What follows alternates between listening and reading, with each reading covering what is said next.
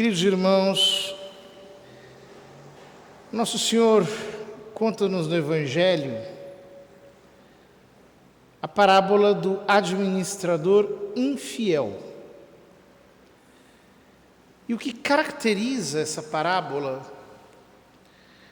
é que aquele homem desonesto, quando foi descoberto, foi capaz de ser suficientemente flexível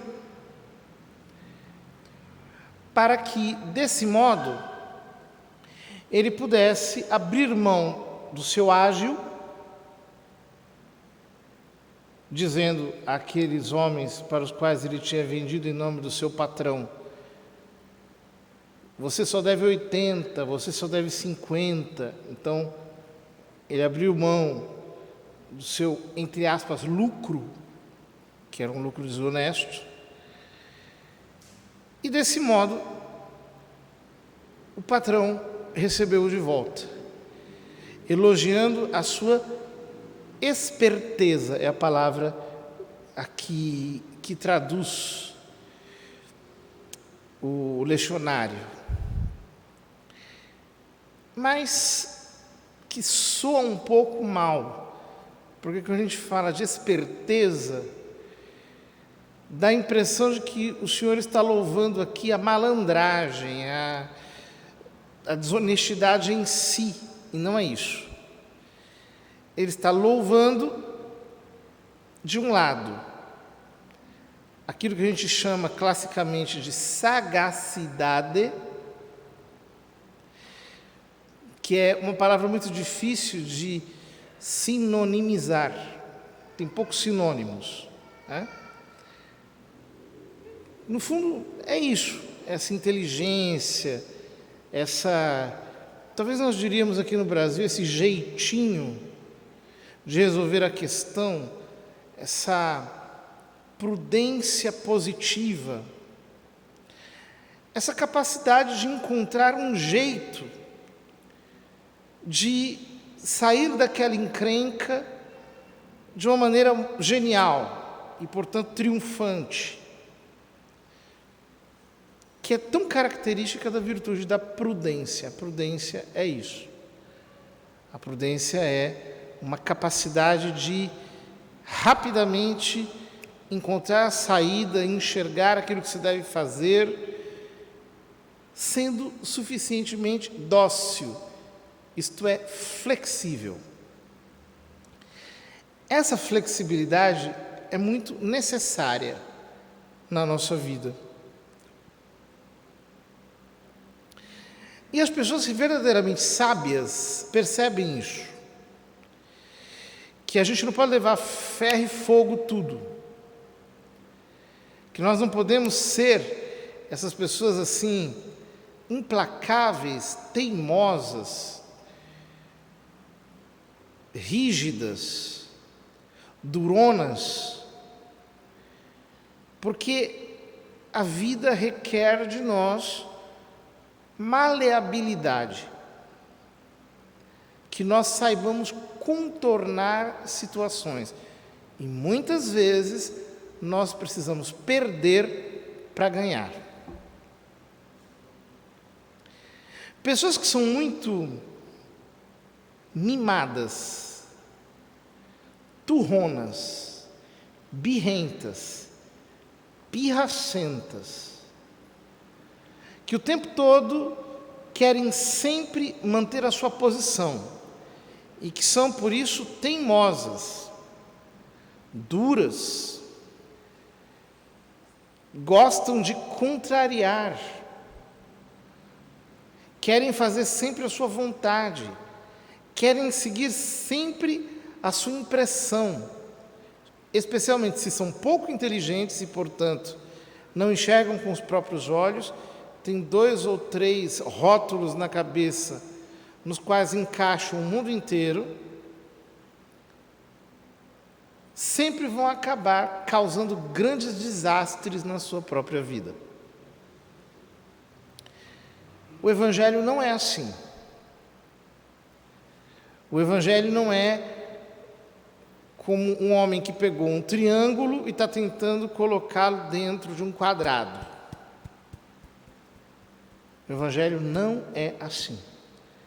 Ele requer de nós uma capacidade de ser sensíveis, de nos adaptarmos, de escutarmos os outros, de talvez recuarmos um pouco, até perdermos alguma vantagem que nós tínhamos, ser humildes, para assim triunfar no final, para a maior glória de Deus.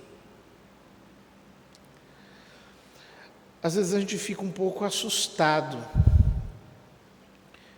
quando encontra pessoas que se julgam muito abertas, mas que são excessivamente fechadas. Quando vê gente que já tem ideias formadas sobre todo mundo, que, portanto, não dá ao outro o direito de surpreender, de se reinventar, de se reencontrar. Então, possui um juízo estritamente assertivo, que já definiu o destino do outro de uma maneira inapelável. Isto não é evangelho. Isso sequer é sabedoria humana. Isso é apenas uma pessoa tosca, turrona, mandona, que acha que sabe e que na verdade não sabe. Porque tudo demanda muita capacidade de análise. Jesus louva aqui a prudência desse homem, a sua maleabilidade, a sua flexibilidade. Queridos irmãos, nós precisamos ser muito flexíveis. Escutar demais, perceber as situações, pensarmos muito, rezarmos antes de tomarmos qualquer decisão, sermos extremamente sensíveis para captar aquilo que está em movimento, porque nós não somos estátuas. O mundo não é constituído por formas geométricas fixas eternamente.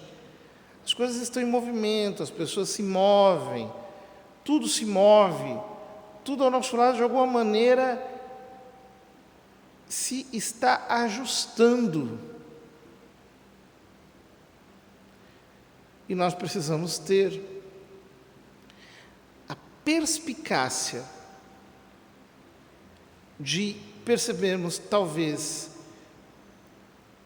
nos pequenos detalhes, aonde se esconde a verdade que a nossa miopia não consegue enxergar.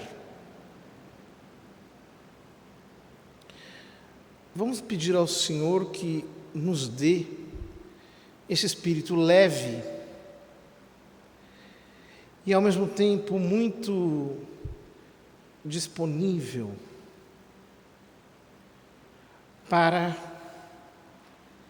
assim, nos cantinhos da vida, ir encontrando aqueles lugares onde pode se esconder uma saída genial, uma solução que não está, assim, evidente, ostensiva, mas que, de fato, pode ser a solução. Porque os filhos das trevas são mais espertos do que os filhos da luz. Você veja, como que os filhos das trevas se juntam, apesar de terem interesses opostos, como eles conseguem fazer um conluio, como eles se colocam de acordo e vão colocando suas diferenças de lado. Os filhos das trevas não são integristas, eles não ficam o tempo todo com essa atitude intolerante que muitas vezes os filhos da luz têm. Os filhos da luz são assim: Se você discorda num pontinho, pronto, você já é um excomungado, já tem que ser cortado, já tem que ser jogado fora, já não serve mais para nada, é um maldito, é alguém que precisa ser condenado. Essa implacabilidade é característica da falta de prudência, de sagacidade que muitos filhos da luz têm. E Jesus está aqui, de alguma maneira, nos censurando. Temos mais capacidade de administrar situações, tenhamos um pouco de psicologia, um pouco de capacidade de contornar, porque esse é o melhor modo de resolver muitas coisas que aparentemente não têm jeito. Porque no fundo, nós estamos um pouco negociando. A paz é uma questão de negócio, de acordo. Nem sempre acordos verbais, mas acordos que nós fazemos ao longo da vida, deixando claro aquilo de que nós abrimos mão, aonde nós podemos ser um pouco mais abertos, em quais circunstâncias nós podemos ser um pouco mais flexíveis. E aí Deus vai trabalhando e nos vai fazendo chegar muito mais longe para a maior glória dele. Que nós tenhamos essa capacidade, então nós vamos parar de ser complicadores. Nós nos tornaremos facilitadores, simplificadores de processos. E as coisas vão fluir de uma maneira mais límpida, mais ágil, mais espontânea, como de fato Deus quer que seja.